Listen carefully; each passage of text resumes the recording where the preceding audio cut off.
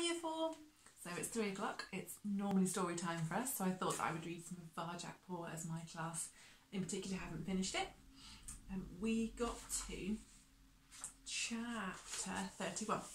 So Varjak has returned home with a dog to save his family. But his family aren't too keen on being saved and they're pretty happy with the situation how it is with the gentleman. So, chapter 31. That evening, Varjak dreamed.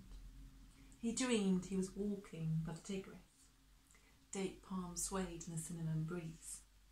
He looked up at the Mesopotamian stars, no longer so strange. They were part of him now, as he was part of this place. It was peaceful out here. It was home. However hard Jalal's teaching, it wasn't as difficult as the real world with its decisions and dangers and failures. Jalal walked beside him. The knowledge that was lost is almost restored, he said. There is but one more skill. However, I cannot teach you. I can only tell you its name. As he spoke, Varjak wondered what the original Mesopotamian blue really thought of him. Jalal had never answered that question.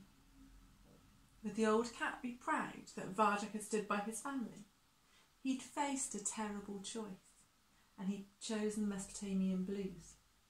It hurt inside when he thought of Holly, so he tried not to, and looked at the silver ancestor instead.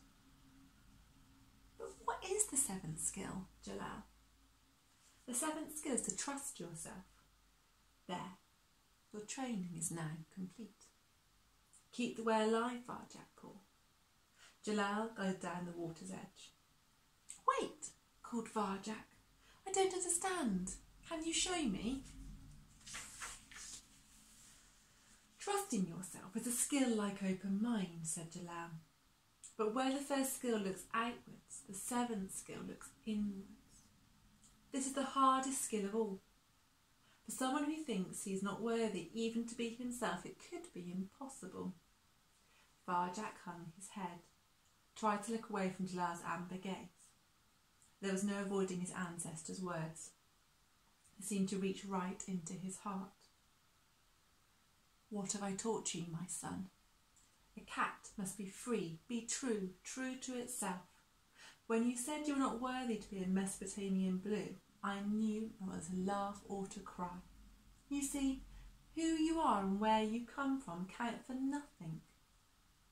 The only thing that counts is what you do. Varjak gasped at his ancestor. He couldn't believe what he was hearing. Aren't we the noblest of cats? He said. We are whatever we choose to be, said Jalal. If being a blue means anything, it means following my way. Any cat who does this is one of mine. All you need to do is trust yourself, and I say you are worthy to be a blue. He smiled. What say you now, Varjak Paw? But my eyes. What colour are your eyes? They're the wrong colour. The colour of danger. Which is? Varjak hesitated. I don't know, he admitted. I've never seen them. Come and join me, my son. Varjak glided down to the water's edge. Look at me, said Jalal. Am I worthy to be a blue? Of course you are. Now, look into the river. What do you see? Varjak peered at the still surface of the Tigris. He saw the stars shimmering deep inside, saw the moon rising in the east, and saw two silver blue cats with amber eyes, calmly looking back at him.